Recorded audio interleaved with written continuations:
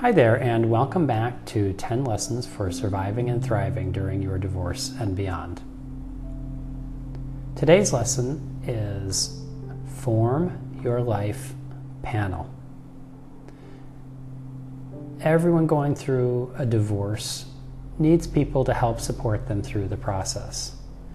Now, this is true not just when you're going through divorce, this is true at any point in your life. So if you don't have a group of people you can confide in, now is a good time to really start looking for and cultivating those people.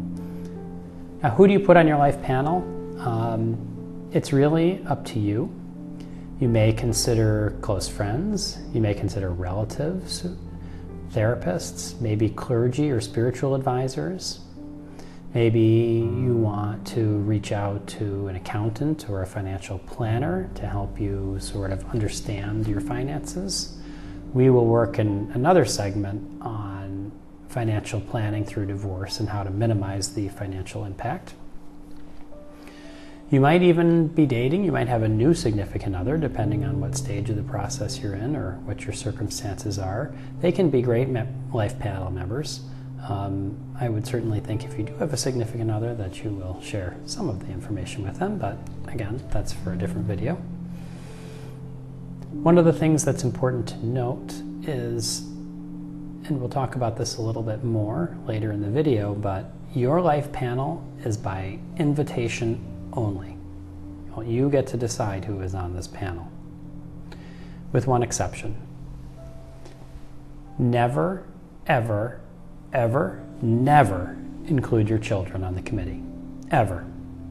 Your children do not need to know the details of your divorce, and they are not to be confided in. Again, we will talk about this in another video, but your children do not need to be part of this decision-making process. Now, a few warnings. The first is, be prepared to be disappointed by the lack of responsiveness from somebody who you thought would be an ideal member of the panel. For some reason, just as with the diagnosis of an illness or a life-threatening condition, there's some people who will view your divorce as contagious. And you might expect that they'll support you, but they may feel uncomfortable in that situation.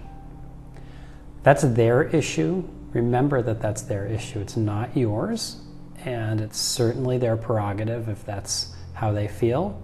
You simply need to accept that and move on to different members of your life panel, or maybe you want to find new members of your life panel. This is a great time to cultivate new friendships. And you may find people who you didn't expect would be good to confide in, but maybe they've been through something similar or know someone who has. The second warning is you may need to fend off some who want to be on your panel, but don't necessarily have your best interests in mind. Some people want to join the team and make your divorce their crusade. Those people often really don't have your family's interests in mind. Really, they just want to impose their will on you. And they might not realize they're doing it. It might not be poorly intentioned, but just be careful of how people are attempting to help you. Now, your final warning is, which is similar to that, is your life panel can turn into a stumbling block if people get a little bit, don't consider your best interests. Sometimes there are common sense solutions that make a lot of sense for the particular details of your family, but others might not understand those details and might not see it that way. So always make sure you are keeping the counsel you're getting from your close friends, family, and extended life panel in perspective.